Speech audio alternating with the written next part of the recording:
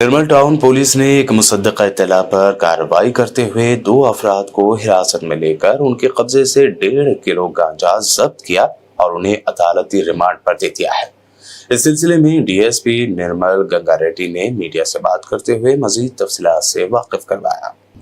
1 గంట సమయంలో మాకు ఒక క్రెడిబుల్ ఇన్ఫర్మేషన్ వచ్చింది, గాంజా అమ్ముతున్నారు అని చెప్పి ఆ ఇన్ఫర్మేషన్తో ఎస్ఐ రమేష్ ఆధ్వర్యంలో నిర్మల్ టౌన్ బృందం నిర్మల్ మార్కెట్ కమిటీ దగ్గరికి వెళ్ళడం జరిగింది. అక్కడ అనుమానంగా తిరుగుతున్న ఒక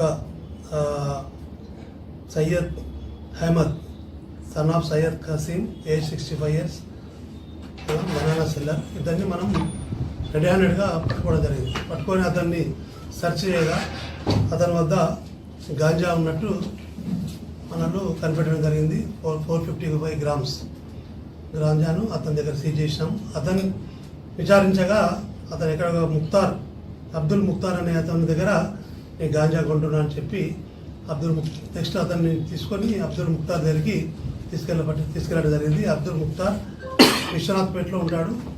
విశ్వనాథ్పేటలో ఇతను ఆటో డ్రైవర్. అతని ఇల్లు అతను సెర్చ్ చేస్తే అక్కడ కూడా 1100 grams అంటే కిలో 100 grams మనం గాంజా అక్కడ సీజ్ చేయడం జరిగింది. వీళ్ళు ఈ ముక్తార్ అనే అతను నాందేడ్, మహారాష్ట్రలోని నాందేడ్కి వెళ్ళి అక్కడ గాంజా పర్చేజ్ చేసుకొని వచ్చి అక్కడ తక్కువ రేటుకు కిలో 7,000కు 5,000 తీసుకొని ఇక్కడ చాలా చిన్న ప్యాకెట్లు చేస్తూ యూత్కు అమ్మడం జరుగుతుంది. దీని అంటే తక్కువ రేటు కొని ఎక్కువ లాభం పొందాలనే ఉద్దేశంతో ఈ బిజినెస్ వీళ్ళు చేస్తున్నారు.